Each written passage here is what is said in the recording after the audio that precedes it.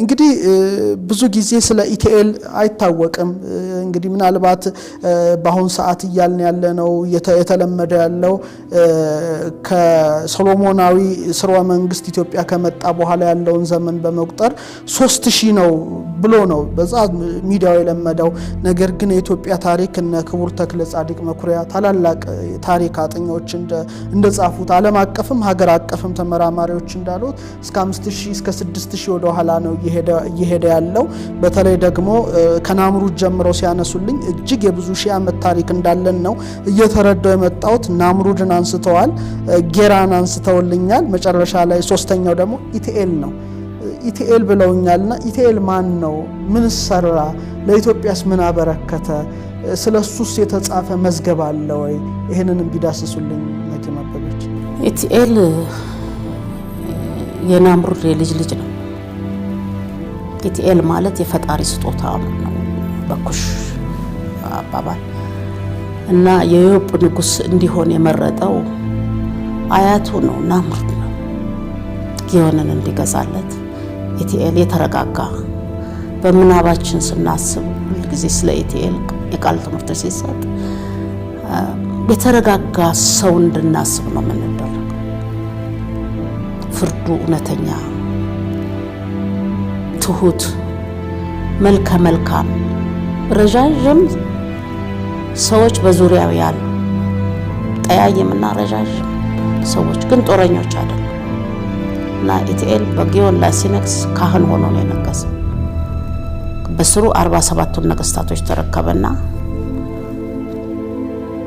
ያው አሁን ፌደራሊዝም የምትሉት አይነት ይመስላል ያኔ በየአገሩ በተናቸው ከዛ በኋላ አዋቂዎችን ሰብስቦ ወደ ዕውቀት ነው የገባው ይዞት የመጣው መዝገብ የዕውቀት መዝገብ ነበር የሄኖክን መዝገብ ነው ይዞት በነሐስ ላይ መዳብ ላይ የተቀረጸ በድንጋይ የተቀረጸ መዝገብ ይዞ ነው የገባውና እነሱን ወደ ዕውቀት ተለወጣቸው እሱም ከዋክብት ላይ ሰርቷል እንግዲህ ጌራም ያው ኮከብ ላይ ሰርቷል ለምን የወንዶችን ደካማ ጎን የሚጠግን ጁፒተርን ሲያደርግ ትልቁን ፕላኔት ሲያደርግ የሴቶችን ደካማ ጎን የምትጠግን ደግሞ ቬነስን ነው ያረጋት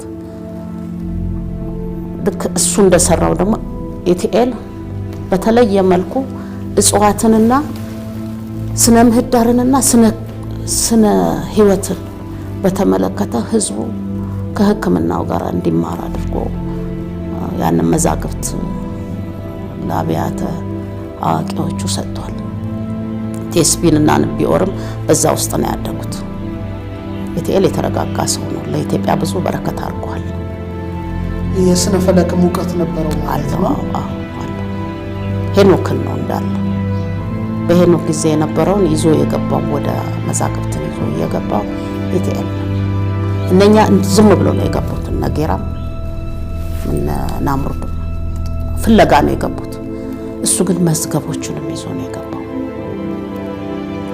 ስለዚህ መጽሐፍ ሄኖክ በዛ ጊዜ በመዝገብ ደረጃ በኢትዮጵያ ገብቷል በጠልሰም ደረጃ ገብቷል ግን በወረቀት ወይም በብራና በኋላ ነው በነሐስ ላይ ስለዚህ ሄኖክ የጠቀሳቸው ተራራዎች ቦታዎች ስነ ፈለኮች ሁሉ ታትመው ነበር ማለት ነው እሱ ጋር ናቸው ከሱ የወሰዱት ነው ሊቃውንቱ ብቃት ጽሞና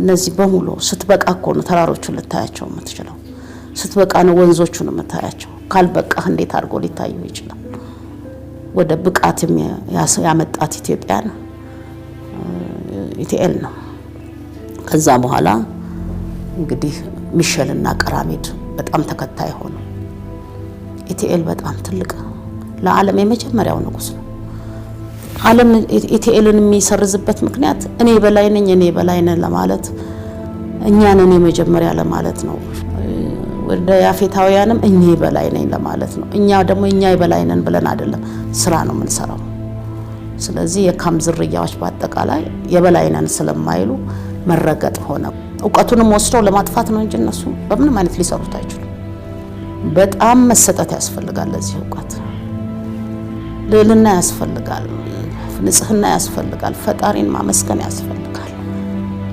በተስፋ መመሰጥ ያስፈልጋል። ለዚህም ነው ኢትዮጵያ እንግዲህ የመርዝ ብልቃት እስክታከል ያነሰችው። ስትቆረጥ፣ ስንጣላ፣ ስንበጠስ ስንል በቃ እንጂ እያንዳንዱ ገዳሞች አሁን አዳዲስ ከመጡት አይደለም ማውራ ከድሮ ገዳሞች ውስጥ በሚስጥር የተዘጉ ነገሮች አሉ። ከዛ ነው እየወጣ በየመንደሩ የምንማረው። ሊያገኙት ግን አጠገባቸው ስለሆነ ሌላ ጋር ነው ፍለጋ የሚሄዱት። እነሱ ቢወስዱም መተርጎም አይችሉም። ትርጓሜ እኮ መንዝ ነው ያለው፣ ወይም ፋርጣ ገዳም ነው ያለው፣ ወይም አፍቀራ ነው ያለው፣ ሩቅ ነው ያለው። ግን ዋናው አጠገብህ ሊሆን ይችላል።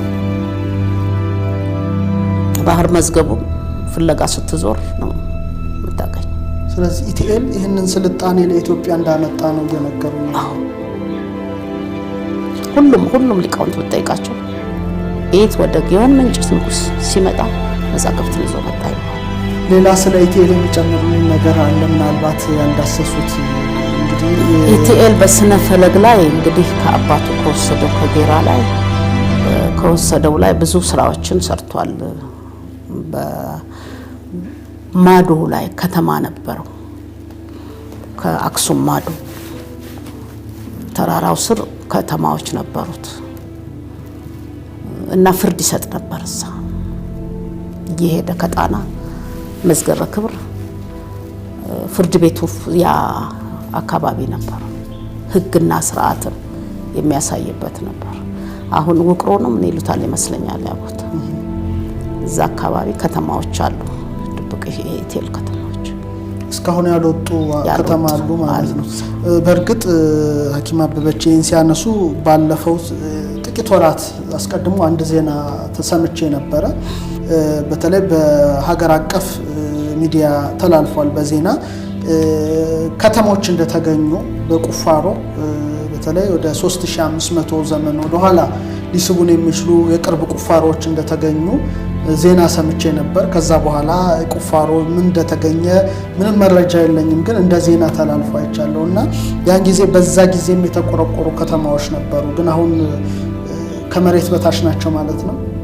ምናልባት ያ በፍርስራሾች ውስጥ የኢቲኤል አሻራዎች ይኖራሉ። ሙሉ የኢቲኤል አሻራ በተለይ የዳኝነት፣ የህግ የሀገር አገዛዝ እነዚህ ከተሞች ይወጣሉ ብለው ያስባሉ? እንደ አንድ እንግዲህ እንዳጥኝ ሆኜ ነው እኔ የገረመኝ አሁን እና አንድሮሜዳ አዳዲስ ኮከቦች ሲባል እና ወደ ኢትዮጵያ ሲመለከት ገርሞኛል። ምናልባት እንግዲህ ስለ ኢትዮጵያ መስጠታቸው ገርሞኛል እና ይሄም አንድ ቀን ይወጣ ይሆናል።